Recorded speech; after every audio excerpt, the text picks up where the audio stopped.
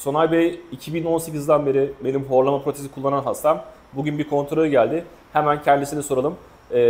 Horlama protezinin önce ne gibi sıkıntıları vardı? Protezle hayatında nasıl şeyler değişti?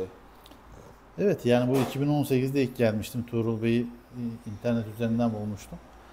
Yani uyukluyordum. Oturduğum yerde uyukluyordum. Evde televizyon karşısında uyukluyordum. Gece saat başı kalkıyordum. Çok tıkanmalarım oluyordu.